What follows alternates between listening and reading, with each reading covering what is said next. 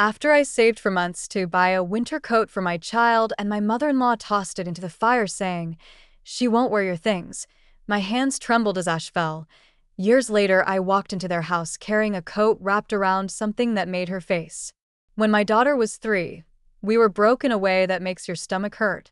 Every dollar was tracked. Every purchase felt like choosing one need over another. I skipped meals sometimes just so the groceries would last a little longer. That winter was brutal. Snow came early, and the cold seemed sharper than other years. My daughter had a second-hand coat, but the zipper was broken and the sleeves were too short. I started putting away change. Quarters, dimes, anything left over after bills. It took months. Sometimes I'd pull out the jar and count just to remind myself there was a point to all the small sacrifices. When I finally had enough, I went to the store and picked out a pink winter coat with a soft hood. It wasn't fancy, but it was new. It was something she could call her own. I can still see her face when she tried it on, smiling, spinning around, hugging herself in the mirror. It felt like proof I wasn't failing her completely. My mother-in-law came by that weekend. She has always made it clear she never thought I was enough for her son, and by extension, never good enough for my daughter. She walked in, saw the coat, and her expression turned sour. She asked, "Where did that come from?" I told her I bought it, that I'd saved up. She didn't even pause. She just picked it up and walked toward the fireplace. At first, I thought she was only looking at it. Then she threw it in. The fire caught quick. The fur on the hood shriveled, the pink turned black, and my daughter started screaming. I lunged forward, but it was too late. My husband grabbed her arm and shouted at her, but she just stood there, arms crossed, and said, "She won't wear your things. She'll wear the one I got her." End of story. I can still feel the way my hands shook. I wasn't just sad. I was humiliated. Everything in me burned: anger, shame, helplessness. While the coat I had worked for months to buy turned to ash in front of me. That night, I cried in the bathroom with the shower running so no one would hear me. My daughter slept in our bed, and she kept asking why Grandma was mean. I didn't have an answer. After that day, I promised myself something quietly. I didn't say it out loud, but it sat heavy in me. I wasn't going to forget. And I wasn't going to let her win. Years passed. We got out of that hole. I worked my way into a better job, one that let me breathe for the first time in years. My daughter grew older, stronger, more confident. I made sure of it. But the memory of that fire never left me. I thought about it every winter, especially when I zipped her into a new coat. I thought about the sound of my daughter crying while her grandmother stood there like she taught me a lesson. And then a few years ago, I had an idea. Not just an idea, more like a plan that had been growing in me without me realizing it. It started with another coat. A beautiful, expensive one my daughter wanted. I bought it for her without hesitation. And then I bought a second one. When Christmas came, I folded that second coat carefully, wrapped it in tissue, and put it in a box. I drove to my mother-in-law's house with my daughter beside me, both of us wearing smiles. I carried that box inside like it weighed 1,000 pounds. I placed it on her table and told her it was a gift. When she pulled back the wrapping and saw what was inside, her face. She pulled the coat out of the box slowly, like she already knew something was wrong. It was almost the exact same color as the one she'd burned years before, only newer, better, more expensive. My daughter was wearing the twin of it, standing a few feet away. My mother-in-law froze. For the first time in years, she didn't have words ready. That silence was thick, heavy enough to make everyone else in the room turn their heads. She set the coat down and forced a laugh. "Oh, that's nice." But I could see it. The tightening around her eyes, the flush creeping up her neck. She hated it. She knew what it meant. My husband caught my eyes across the room. His look said, "Don't start something here." He knew me well enough to know this wasn't just about a gift. The room shifted. My sister-in-law, who usually stayed out of things, spoke up. She looked at the coat, then at my daughter, and said, "Funny. Didn't you burn one just like that?" The air snapped.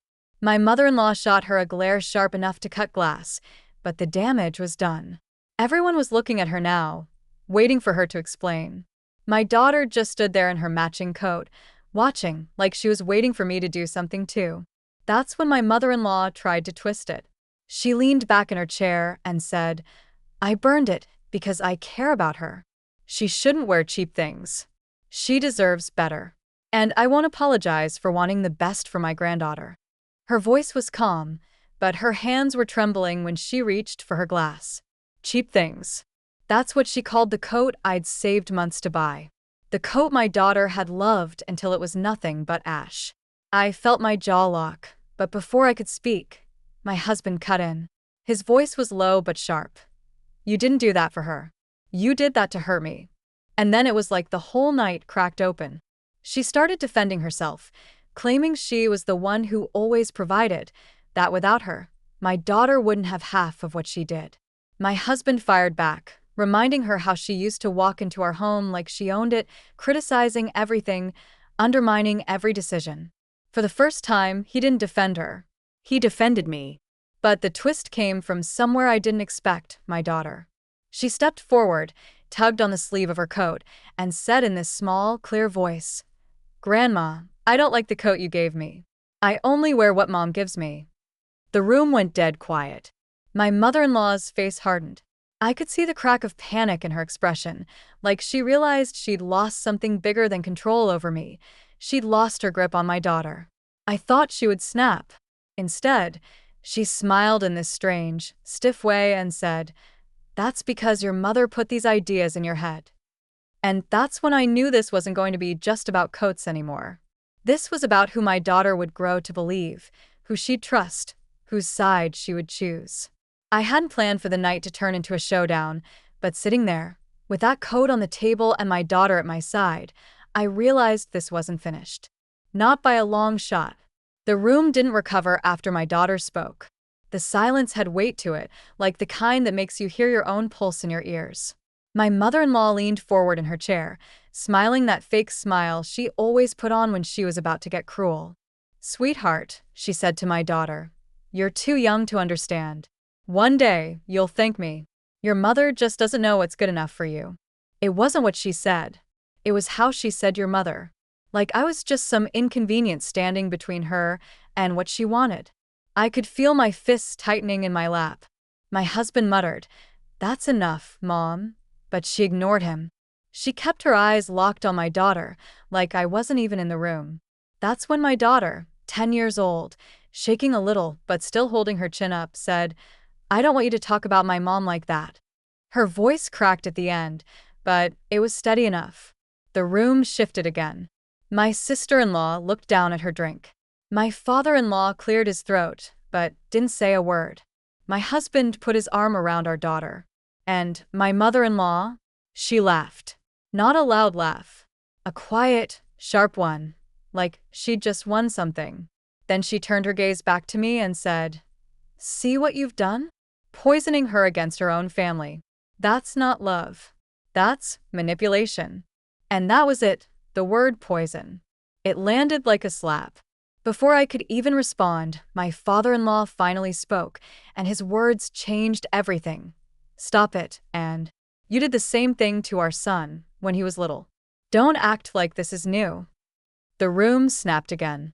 I had never heard him raise his voice to her before. He was always the quiet one, always in the background.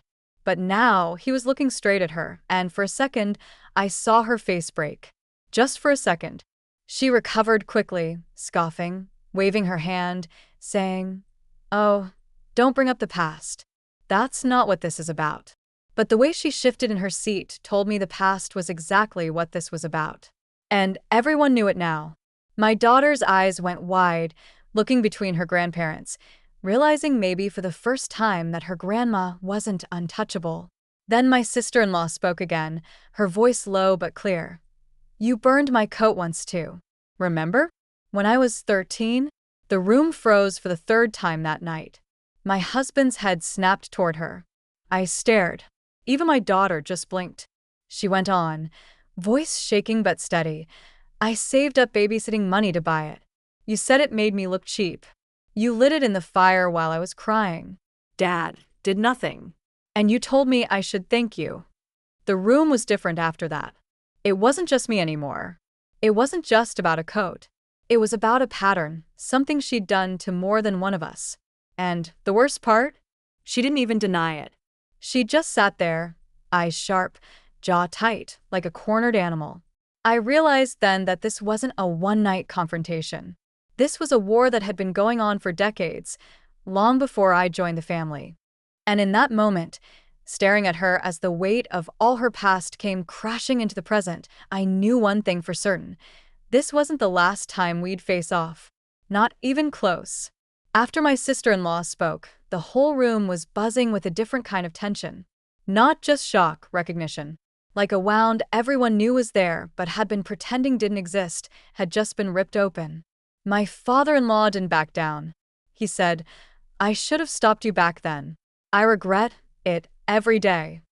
His voice cracked on that last word, and that was maybe the first time I ever believed he carried shame about anything. My mother-in-law shot him a look that could cut steel.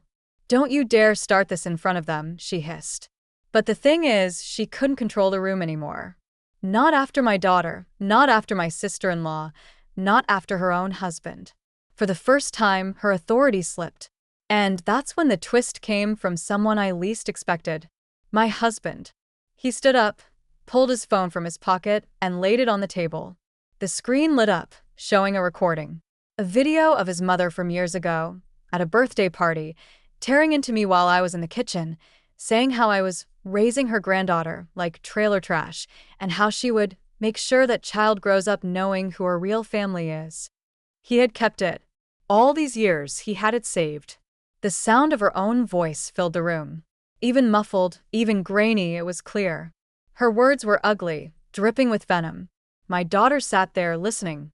My sister-in-law's mouth dropped open. My father-in-law rubbed his face like he'd been waiting for this moment for decades. And my mother-in-law? She went pale. "Turn that off," she snapped, but her voice wasn't strong anymore. It cracked in the middle. My husband didn't. He let it play until the end, and then he said quietly, "That's who you are. That's who you've always been. And if you ever question again who's poisoning who, remember, this is your voice, not mine." For a second, I almost felt sorry for her. Almost. Because she didn't explode. She didn't yell. She didn't even deny it. She just sat there, silent, her fingers gripping the edge of the table so tight her knuckles turned white. Then she looked at me. Not at her son. Not at her granddaughter. At me. And she said, in a voice so calm it chilled me, "You think this changes anything? You think I'll let you win?" It wasn't loud, but everyone heard it. My daughter's hand slipped into mine under the table, and I could feel her shaking. That's when I realized something. This wasn't about the code anymore, and it never had been. It wasn't even about money, or pride, or appearances. It was about control. She'd been waging this war her whole life, twisting her family into silence, making her cruelty look like love. And now, for the first time, she was losing ground. The code on the table wasn't just fabric anymore. It was proof. It was a challenge. It was a reminder of what she had destroyed once, and what I had rebuilt stronger. But when I saw the way her eyes narrowed at me, cold and steady, I knew she wasn't done. She was already planning her next move. And in that moment, I realized I had to plan mine too. The night of that Christmas dinner ended in silence, but the war kept going. After that night, my mother-in-law didn't speak to me for months. She tried to punish us with distance, with icy silence, but honestly, it felt like relief. For once, she wasn't walking into my house like she owned it, but she wasn't finished. She tried smaller ways to keep control, calling my daughter behind my back, offering her better things, telling her, "Your mother doesn't really understand you."